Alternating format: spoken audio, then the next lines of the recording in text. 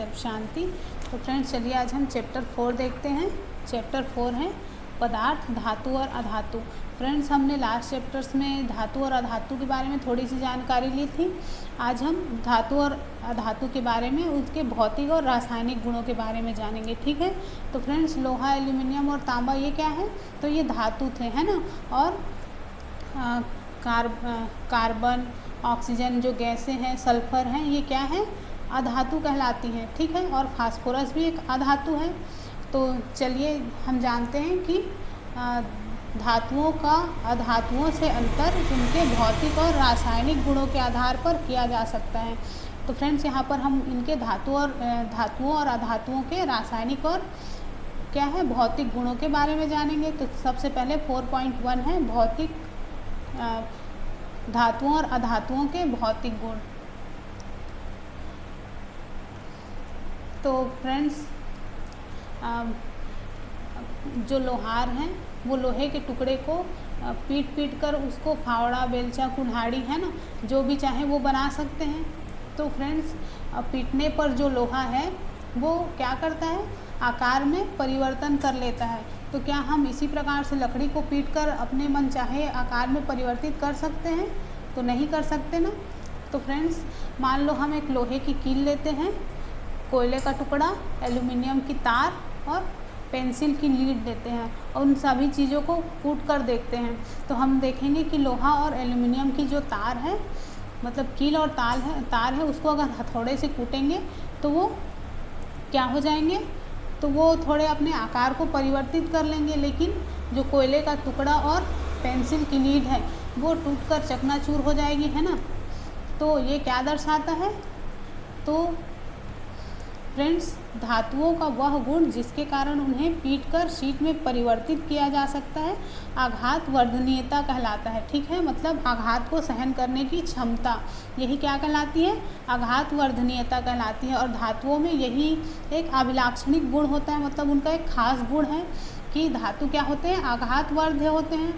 वो उनको पीटने पर वो टूटते नहीं हैं, ठीक है, वो फैल जाते हैं, उनको शीट में बदला जा सकता है। अब देखते हैं कि फ्रेंड्स इसी तरह से हम मान लो एल्यूमिनियम के तार है, उसको पीटेंगे तो उसका भी आकार परिवर्तित हो जाएगा, है ना।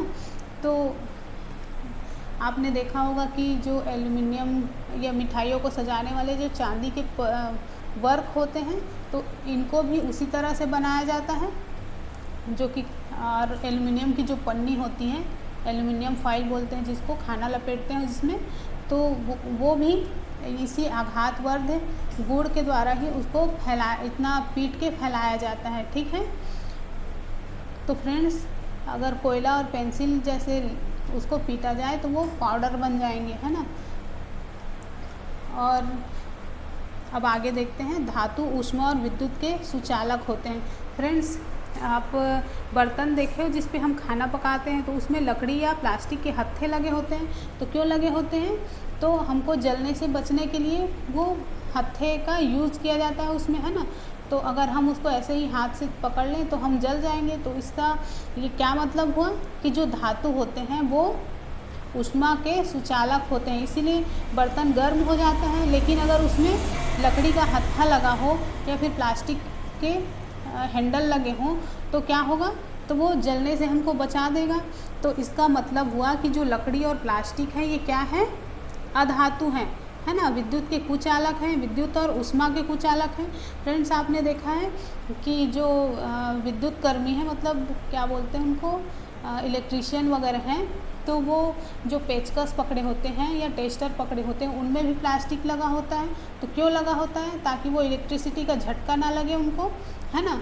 तो इससे क्या सिद्ध हुआ कि प्लास्टिक और लकड़ी जो हैं ऊष्मा के कुचालक हैं, विद्युत के कुचालक हैं। जबकि जो धातु हैं, जैसे कि मान लो आप लोहे की कील को किसी स्विच में घुसाकर छू दोगे तो आप झंझना उठोगे, है ना, आपको करंट लग जाएगी। लेकिन अगर लकड़ी को उसी स्विच में घुसाओगे तो आपको करंट नहीं लगेगी। तो इसका मतलब क्या हुआ कि धातु जो है ऊष्मा और विद्युत के सुचालक होते हैं, ठीक है। लोहे की छड़, कील और तांबे का तार क्या है, धातु है, जबकि गंधक और कोयला कुचालक है जो कि अधातु हैं। ठीक है, तो धातुओं का वह गुण जिससे उन्हें खींचकर तारों में परिवर्तित किया जाता है तन्यता कहलाता है। फ्रेंड्स, हम धातुओं को खींचकर तारों में परिवर्तित कर सकते हैं। ठीक है, जबकि अधातुओं को नहीं खींचा जा सकता, उसको अगर खींचेंगे तो वो टूट जाते हैं। ओके, अब देखते हैं, धातुओं से बनी वस्तुओं को कठोर सतह से टकराने पर निनाद या ध्वनि उत्पन्न होती है। फ्रेंड्स, मान लो आप एक सिक्का फर्श पर गिराओगे तो ठन की आवाज़ आएगी, है ना, उससे एक अलग टाइप की ध्वनि उत्पन्न होगी। लेकिन आप कोयले को अगर गिराते हो तो वो मतलब उससे उस तरह की ध्वनि नहीं आएगी, है ना। यही एक निनाद या रिंगिंग साउंड कहते हैं उसको, बहुत देर तक वो आवाज़ गूंजती रहती है ना। तो क्योंकि धातु गायन ध्वनियाँ उत्पन्न करते हैं अतः वे ध्वनिक कहलाते हैं। मतलब जो धातु हैं उनसे ध्वनि उत्पन्न होती है ना, यही तो कहने का मतलब है। लेकिन अधातु क्या है, ये उनमें ध्वनिक गुण नहीं होता। ओके फ्रेंड्स, तो कुछ पदार्थ कठोर, चमकीले, आघातवर्ध, तन्य, ध्वनिक और ऊष्मा तथा विद्युत के सुचालक होते हैं।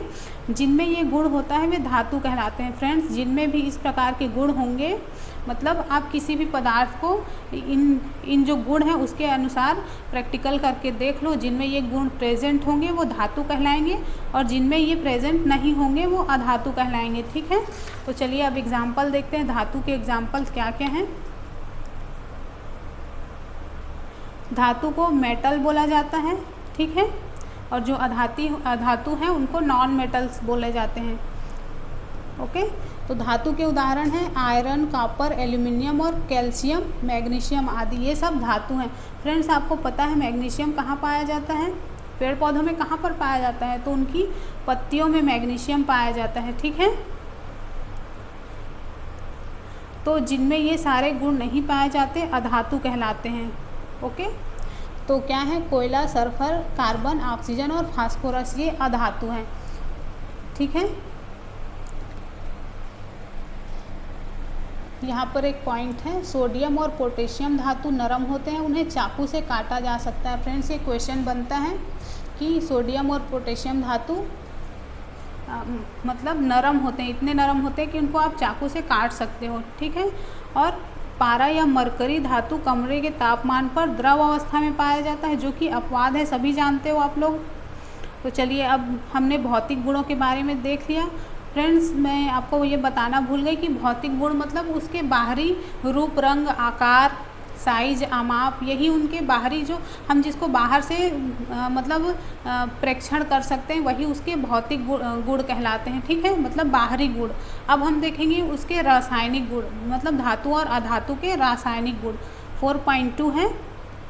तो रासायनिक गुण क्या होते हैं, तो फ्रेंड्स, रासायनिक गुणों में दो पदार्थ जब क्रिया करते हैं तो क्या बनता है, तीसरा पदार्थ बनता है। जैसे कि हमने लास्ट चैप्टर में मैग्नीशियम की जो क्या थी, रिबन थी, उसको जलाया था, तो मैग्नीशियम को ऑक्सीजन की उपस्थिति में जलाया, तब क्या बना था, मैग्नीशियम ऑक्साइड, है ना।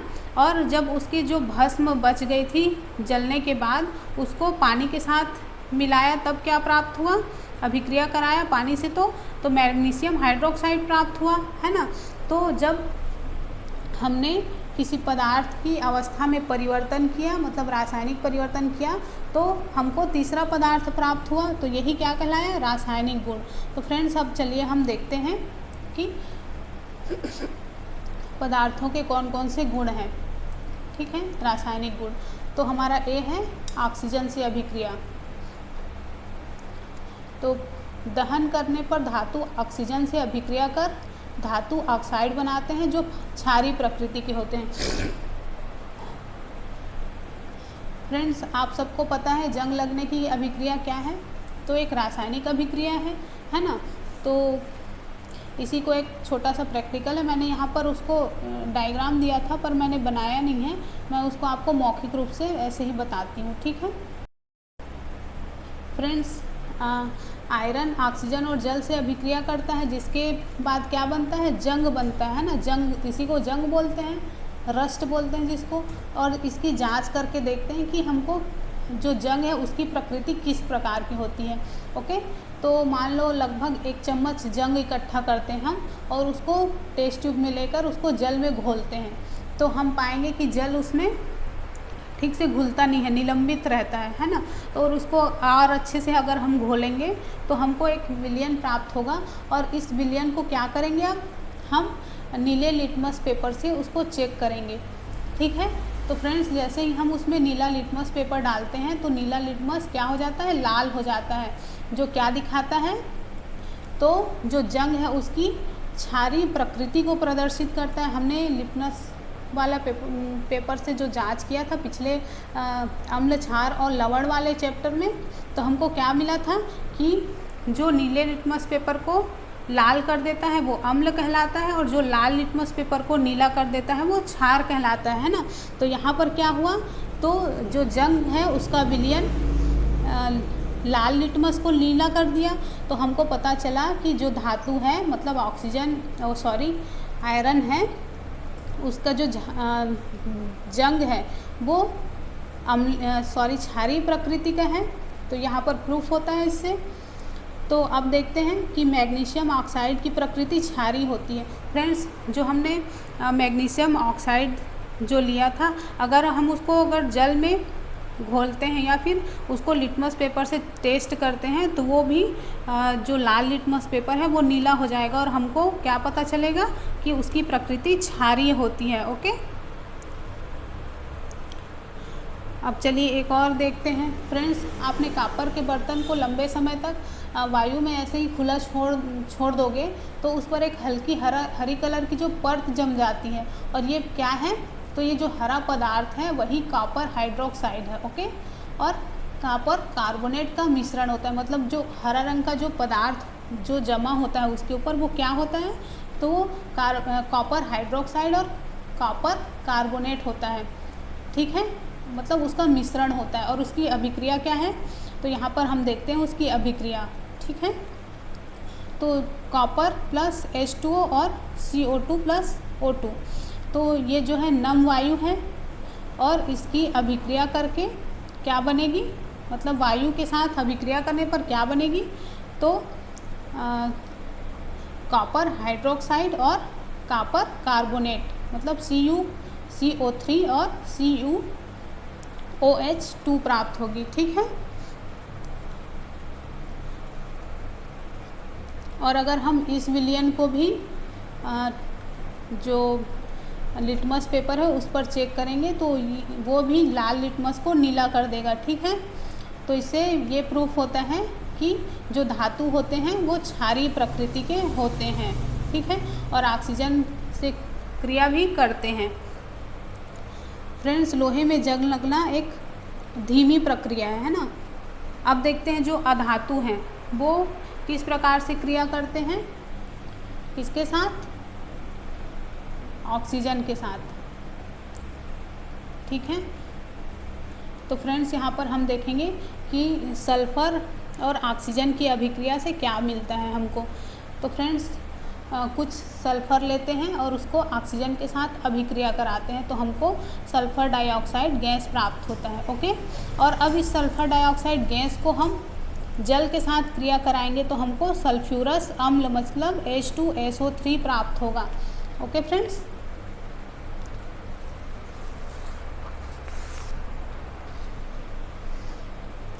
चलिए अब ये जो सल्फ्यूरस अम्ल हमको मिला है उसको हम नीले लिटमस पेपर से टेस्ट करके देखते हैं।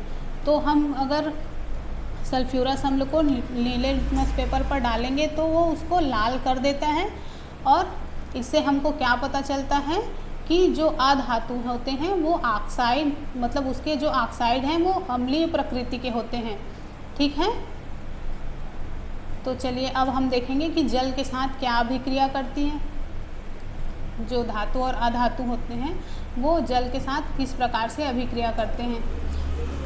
तो फ्रेंड्स जो सोडियम धातु है वो बहुत ही अभिक्रियाशील होता है, ऑक्सीजन और जल के साथ तीव्र अभिक्रिया करके ऊष्मा उत्पन्न करता है, अतः इसे मिट्टी के तेल में रखा जाता है। फ्रेंड्स अगर आप सोडियम धातु है उसको पानी में डाल दोगे तो वो जलने लग जाती है ना, मतलब जल के साथ तीव्र अभिक्रिया करती है।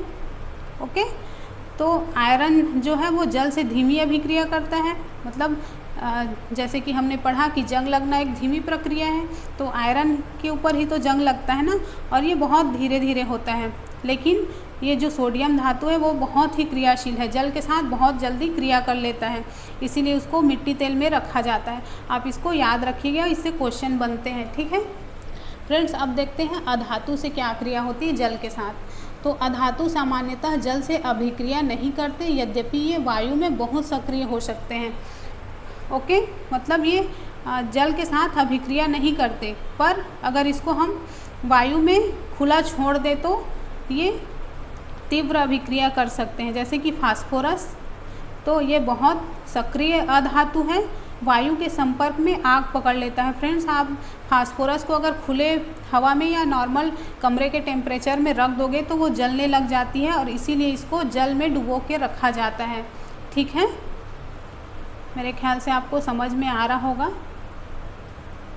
अगर समझ में आ रहा है तो मुझे कमेंट करके बताइएगा, नहीं तो फिर थोड़ा टेक्निक चेंज करना पड़ेगा। फ्रेंड्स, हमारा सी है अम्लों से अभिक्रिया। अब हम इनको अम्लों के साथ अभिक्रिया करके देखते हैं कि अम्ल से अभिक्रिया करके ये क्या क्या बनाते हैं, ठीक है। तो फ्रेंड्स, हम 5 टेस्ट ट्यूब लेते हैं और उनमें धातु और अधातु डालते हैं। मतलब एक में हम आयरन डालेंगे, एक में कॉपर डालेंगे, एक में सल्फ़र डालेंगे, एक में क्या डालेंगे, मान लो कोई भी पदार्थ डाल देते हैं। मतलब हमको धातु और अधातु डालने हैं, 5 जो टेस्ट ट्यूब है उनमें हैं। और फिर अब इसके बाद इसमें 5 ml तनु हाइड्रोक्लोरिक अम्ल, मतलब डाइल्यूट हाइड्रोक्लोरिक अम्ल डालते हैं 5-5 ml, ठीक है। जो 5 टेस्ट ट्यूब हैं सभी में डालते हैं 5-5 ml। अब थोड़ी देर बाद हम उसका प्रेक्षण करते हैं। तो फ्रेंड्स, ठंडे मतलब जो टेस्ट ट्यूब है वो ठंडा होता है तो उसमें कोई अभिक्रिया नहीं होती। लेकिन जब हम इस जो टेस्ट ट्यूब है उसको हल्का सा गर्म करते हैं और जो जितनी भी परख नलियाँ हैं उनके मुंह के पास जलती हुई माचिस की तीली लेकर जाते हैं, तो हम देखेंगे कि कुछ जो हैं जो धातु हैं या कुछ अधातु हैं वो तनु हाइड्रोक्लोरिक अम्ल के साथ क्रिया करते हैं और क्या होते हैं, एक मिनट, जो धातु हैं वो क्रिया करते हैं, जबकि अधातु होते हैं वो क्रिया नहीं करते, ठीक है। तो अधातु अम्लों से अभिक्रिया नहीं करते, धातु अम्लों से अभिक्रिया करते हैं और हाइड्रोजन गैस उत्पन्न करते हैं जो पाप ध्वनि के साथ जलती है। फ्रेंड्स, जब हम तनु सल्फ्यूरिक अम्ल डालने के बाद माचिस की तीली लेकर जाएंगे तो क्या होगा, तो जो धातु होंगे है ना, जो धातु होंगे उसमें से हाइड्रोजन गैस निकलेगी और वो पॉप ध्वनि के साथ जलने लगेगी, मतलब चटपट चटपट की आवाज़ आएगी, ठीक है। तो हम उससे पता लगा सकते हैं कि हमारे कौन से टेस्ट ट्यूब में धातु है और कौन से टेस्ट ट्यूब में अधातु है। मतलब जिनमें कोई अभिक्रिया नहीं हुई वो अधातु हैं और जिनमें अभिक्रिया हुई वो धातु हैं, ठीक है। और फ्रेंड्स, लेकिन ये एक अपवाद है, कॉपर तनु हाइड्रोक्लोरिक अम्ल से गर्म करने पर अभिक्रिया नहीं करता, ठीक है। मतलब तनु हाइड्रोक्लोरिक अम्ल है उससे कॉपर के साथ भी कोई अभिक्रिया नहीं होगी, मतलब वो भी बिल्कुल अधातु के टाइप ही रहेगा। तब उसके उसको चेक करने के लिए हम क्या करेंगे, तो उसके लिए हम सल्फ्यूरिक अम्ल के साथ अभिक्रिया कराएंगे, ठीक है। अब जितने भी टेस्ट ट्यूब है उसमें हम 5-5 ml क्या डालेंगे, तो सल्फ्यूरिक अम्ल डालेंगे, ठीक है। सल्फ्यूरिक अम्ल डालने पर जो कॉपर वाली टेस्ट ट्यूब है वो फिर उससे अभिक्रिया करने लगेगी, ठीक है। तो फिर इससे पता चलता है कि अम्लों के साथ धातु हैं वो अभिक्रिया करते हैं जबकि अधातु अभिक्रिया नहीं करते। चलिए अब देखते हैं डी है क्षारों से अभिक्रिया। अम्ल के साथ अभिक्रिया कराई हमने, अब हम देखेंगे क्षारों के साथ क्या अभिक्रिया होती है। फ्रेंड्स, आप जानते हो कि सोडियम हाइड्रोक्साइड एक क्षार है ना, तो हम उसका विलयन बना लेते हैं और उसको परख नली में ले लेते हैं, ठीक है। मतलब जो सोडियम हाइड्रोक्साइड है उसको एक परख नली में लेते हैं। अब 3-4 टिकिया उसमें सोडियम हाइड्रोक्साइड की और डालते हैं, ठीक है। अब 5 ml जल में उसको घोलते हैं। उसके बाद उसमें एल्यूमिनियम की एक, जैसे जो एल्यूमिनियम फाइल होती है उसका एक टुकड़ा डाल देते हैं। अब जलती हुई माचिस को उस जो टेस्ट ट्यूब है उसके मुंह के पास लाते हैं। तो देखते हैं कि, तो हम देखेंगे कि जो धातु है, मतलब जो टेस्ट ट्यूब है उसमें जो सोडियम हाइड्रोक्साइड है उसके साथ अभिक्रिया करके हाइड्रोजन गैस उत्पन्न होता है, ठीक है। और जैसे ही हम जलती हुई माचिस की तीली उसके ऊपर रखेंगे तो उसमें भी वो पॉप की ध्वनि होगी। और ये हमको ये पता चलता है इससे कि जो ध्वनि है वो किस लिए होती है, तो वो हाइड्रोजन गैस के प्रेजेंस के, मतलब उसी को प्रूव करता है कि वहाँ पर हाइड्रोजन गैस प्रेजेंट है, ठीक है। तो जो धातु होते हैं वो सोडियम हाइड्रोक्साइड से अभिक्रिया कर लेते हैं और हाइड्रोजन गैस उत्पन्न करते हैं, ठीक है। और जो अधातु हैं वो क्षारों से कोई अभिक्रिया नहीं करते। यहाँ पीछे लिखा है कि अधातुओं की क्षारों से अभिक्रियाएं जटिल है, मतलब कोई अभिक्रिया नहीं होती। फ्रेंड्स, अब हम नेक्स्ट देखेंगे, ई है विस्थापन अभिक्रियाएं। विस्थापन मतलब रिप्लेस कर देना, मतलब जो अधिक शक्तिशाली होगा वो कम शक्तिशाली को रिप्लेस कर देगा, है ना, हटा देगा। तो यही हम यहाँ पर देखेंगे। तो चलिए देखते हैं।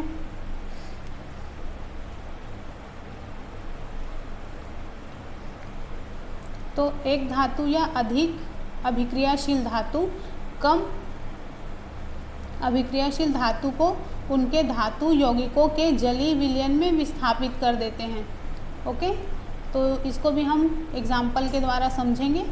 तो हम देखेंगे कि जो अधिक अभिक्रियाशील होगी वो कम अभिक्रियाशील धातु को रिप्लेस कर देगी, मतलब उसके यौगिकों के जलीय विलयन में विस्थापित कर देगी। तो फ्रेंड्स, यहाँ पर हमने ए बी सी डी और ई 5 बीकर लिए हैं और इन बीकर्स में क्या डाले हैं इधर नीचे देखते हैं, ठीक है। तो ये जो बीकर ए है उसमें हम कॉपर सल्फेट डालें CuSO4 और जिंक का टुकड़ा डालें, इसमें एक जिंक का टुकड़ा और कॉपर सल्फेट डालें, ठीक है। बी में कॉपर सल्फेट और लोहे की कील डालें इसमें। सी में जिंक सल्फेट डाला है और तांबे की छीलन डाला हुआ है सी में, ठीक है। डी में आयरन सल्फेट और तांबे की छीलन इसमें भी डाला है। अब बीकर ई में जिंक सल्फेट और लोहे की कील। ओके, तो अब हम देखते हैं इसकी अभिक्रिया क्या होगी, ठीक है। और ये जो बीकर है इसको कुछ देर हम तो ऐसे ही रहने देंगे, है ना। उसके बाद हम देखेंगे कि इसमें क्या होता है। तो फ्रेंड्स, हम देखते हैं कि यहाँ पर हमने पढ़ा था कि एक धातु दूसरे धातु को उसके यौगिक के जलीय विलयन में विस्थापित करता है। तो जो बीकर ए है उसमें जिंक कॉपर सल्फेट विलयन से कॉपर को विस्थापित करता है, देख रहे हो आप। तो जिंक जो है कॉपर सल्फेट विलयन से कॉपर को विस्थापित कर देता है और इसलिए कॉपर सल्फेट का रंग क्या होता है, नीले से अदृश्य हो जाता है, ठीक है। यहाँ पर आपको नीला रंग दिखाई दे रहा है पर यहाँ पर कलरलेस हो गया है, नीला रंग जो है वो गायब हो गया है, ठीक है। और कॉपर का चूर्ण जमा हो जाता है, जो कॉपर है वो चूर्ण के रूप में नीचे तली में बैठ जाता है, ठीक है। तो फ्रेंड्स, इस अभिक्रिया को हम नीचे इस प्रकार से दर्शा सकते हैं, जैसे देख रहे हो आप, copper sulphate CuSO4 plus zinc. तो जिंक की अभिक्रिया करने के बाद जिंक सल्फेट, ये जो कॉपर सल्फेट है नीला होता है। मैंने उस दिन आपको कॉपर सल्फेट का क्रिस्टल दिखाया था, तो वो नीला होता है तो उसका विलयन भी नीला ही हमको प्राप्त होता है, ठीक है। तो ये जो जिंक सल्फेट है वो रंगहीन हो जाता है, ठीक है। और कॉपर जो है वो लाल रंग का वो नीचे तली में बैठ जाता है, ठीक है फ्रेंड्स। इसी तरह से हम बी की अभिक्रिया देखेंगे, जैसे कि ए की अभिक्रिया देखें, सेम उसी तरह से हम देखेंगे कि बी में क्या होता है। तो फ्रेंड्स, जो अब बीकर बी में क्या डाला था, तो इसमें कॉपर सल्फेट और लोहे की कील डली हुई है ना। तो यहाँ पर इसका भी कलर नीला है, पर जो कॉपर सल्फेट है उसको फेरस सल्फेट जो है वो विस्थापित कर देता है, ठीक है ना। फेरस सल्फेट से विस्थापित हो गया और इसका भी कलर चेंज हो गया, तो इसका कलर फिर ब्लू से ग्रीन हो गया, आप देख रहे हो यहाँ पर। उसी तरह से बीकर सी में इसमें क्या था, जिंक सल्फेट और तांबे की छिलन। तो जो कॉपर है ना, तो जिंक का कॉपर के द्वारा, मतलब इसमें जो जिंक है उसको कॉपर ने विस्थापित कर दिया, है ना। और इसी तरह से डी में किसका विस्थापन हो गया, डी में क्या था, आयरन सल्फेट और तांबे की छिलन थी। तो डी में जो है वो तांबे का विस्थापन हुआ और ई में आयरन का विस्थापन हो गया, ठीक है। तो इसी प्रकार बीकर डी में आयरन का विस्थापन कॉपर के द्वारा हो सकता है, मतलब आयरन का विस्थापन कॉपर के द्वारा हो गया, यहाँ पर आप देख रहे हो। तो क्योंकि बीकर सी में कोई परिवर्तन हमने नहीं देखा, बीकर सी जैसा पहले था सेम उसी तरह ही है ना, तो हम मतलब ये निष्कर्ष निकाल सकते हैं कि कॉपर जिंक सल्फेट से जिंक को प्रतिस्थापित करने में सक्षम है ना, सॉरी सक्षम नहीं है, ओके। लेकिन जब बीकर ए में जिंक और कॉपर को प्रतिस्थापित कर सकता है, तो बीकर सी में कॉपर जिंक को प्रतिस्थापित क्यों नहीं कर सकता। तो फ्रेंड्स याद रखिए कि विज्ञान जो है मनमाना नहीं होता, है ना। उसके जो जितने भी तथ्य हैं वो आधारित नियमों पर आधारित होते हैं और निश्चित होते हैं, है ना। और यहाँ भी यह नियम स्पष्ट है कि जिंक कॉपर और आयरन से अधिक क्रियाशील है, मतलब ये जो जिंक देख रहे हो आप वो कॉपर और किससे, आयरन से अधिक क्रियाशील है, ओके। तो एक अधिक क्रियाशील धातु कम अभिक्रियाशील धातु को विस्थापित कर सकता है, परंतु कम अभिक्रियाशील धातु अधिक अभिक्रियाशील धातु को प्रतिस्थापित नहीं कर सकता, ओके। इससे आप समझ सकते हो कि बीकर डी और ई में विस्थापन अभिक्रियाएं क्यों नहीं हुई, ठीक है। मतलब बीकर डी और ई में कोई भी विस्थापन नहीं हुआ, इसका सेम जैसे कलर पहले था सेम उसी तरह से है ना, इसमें भी कोई परिवर्तन नहीं हुआ, ओके। ठीक है फ्रेंड्स, तो चलिए अब आगे देखते हैं।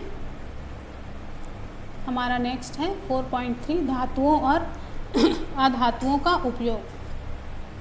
फ्रेंड्स यहाँ पर हम धातु और अधातु के उपयोग के बारे में जानेंगे। जैसे कि धातुओं का उपयोग मशीनें, मोटर गाड़ियाँ, वायुयान, रेलगाड़ी, उपग्रह, औद्योगिक के जो साजो सामान होते हैं, खाना बनाने के पात्र होते हैं, जो जलों के बॉयलर होते हैं, है ना, इन सब के निर्माण में किया जाता है। और उसी तरह से कुछ अधातुओं के उपयोग से भी परिचित हो गए आप लोग, है ना। तो फ्रेंड्स आप बताओगे कि अधातुओं की क्या क्या उपयोग है। मैंने तो धातुओं के उपयोग बता दिए कि इनके इस मतलब मशीनों में, मोटर गाड़ियों, वाहनों आदि में उपयोग होता है करके। तो फ्रेंड्स आप लोग मतलब आज का आपका यही प्रश्न है कि अधातुओं के उपयोग के बारे में बताओगे, जो मैंने यहाँ पर लिख दिया है। तो पहला है अधातु जो हम श्वसन के समय अंदर लेते हैं, है ना, उसको क्या बोला जाता है आप बताओगे, ठीक है। अधातु जिसका उपयोग उर्वरकों के रूप में किया जाता है उसको क्या बोला जाता है। अधातु जल शुद्धिकरण में उपयोगी है, आपको पता है एक अधातु है जिसका उपयोग हम जल को शुद्ध करने में करते हैं, हमने लास्ट चैप्टर में पढ़ा भी है, याद करिए आप। और अधातु बैंगनी विलयन या एक एंटीबायोटिक है, ओके। तो इसके बारे में बताइए कि कौन सा अधातु है जो बैंगनी रंग का विलयन देता है और जो एंटीबायोटिक का काम करता है। और हमारा नेक्स्ट है पटाखों में प्रयुक्त अधातु क्या होता है, इसको भी आप बताइएगा, ठीक है फ्रेंड्स। तो यही क्वेश्चन है आज के आपके, और यहाँ पर हमारा चैप्टर ख़त्म होता है।